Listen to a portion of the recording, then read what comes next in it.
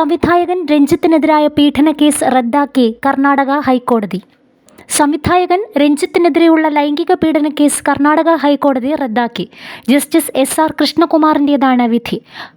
ആരോപണ വിധേയമായ സംഭവം നടന്നതായി പറയപ്പെടുന്ന താജ് ഹോട്ടൽ 2016 മാത്രമാണ് തുറന്നതെന്നും അത് തന്നെ കേസ് സത്യസന്ധമല്ലെന്ന് തെളിയിക്കാനുള്ള കാരണമാണെന്നും രഞ്ജിത്തിന്റെ അഭിഭാഷകൻ വാദിച്ചു. പരാതി ഫയൽ ചെയ്യുന്നതിനായി 12 വർഷത്തെ കാലതാമസമുണ്ടായെന്നും എന്തുകൊണ്ടാണ് വൈകി എന്നതിന് വ്യക്തമായ കാരണം പോലും പറയാൻ കഴിയുന്നില്ല എന്നും കോടതി നിരീക്ഷിച്ചു. മുതിർന്ന അഭിഭാഷകൻ പ്രഫുലിംഗ് നവദിഗിയാണ് രഞ്ജിത്തിനു വേണ്ടി ഹാജരായത്. സിനിമയിൽ അവസരം ചോദിച്ചെത്തിയ തന്നെ 2012 ബംഗളൂരുവിൽ വെച്ച് രഞ്ജിത്ത് പീഡനത്തിന് ഇരയാക്കിയെന്നായിരുന്നു കോഴിക്കോട് സ്വദേശിയായ യുവാവിന്റെ പരാതി. കോഴിക്കോട് സിനിമാ ഷൂട്ടിങ്ങിനിടയിലാണ് സംവിധായകനെ പരിചയപ്പെട്ടതെന്ന് യുവാവ് പറയുന്നു.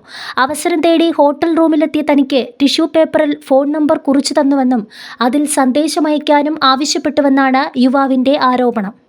ബംഗളൂരു താജ് ഹോട്ടലിൽ 2 ദിവസത്തിനു ശേഷം എത്താൻ ആവശ്യപ്പെട്ടു. രാത്രി 10 മണിയോടെ ഹോട്ടലിൽ എത്തിയ തന്നോട് പുറകുവശത്തെ ഗേറ്റ് വഴി റൂമിലേക്ക് എത്താൻ സംവിധായകൻ നിർദ്ദേശിച്ചു. മുറിയിലെത്തിയപ്പോൾ മദ്യം നൽകി കുടിക്കാൻ നിർബന്ധിച്ചു. പിന്നീട് വിവസ്ത്രനാക്കിയെന്നും പീഡിപ്പിച്ചുവെന്നുമാണ് യുവാവ് പോലീസിന് നൽകിയ മൊഴിയിൽ പറയുന്നത്.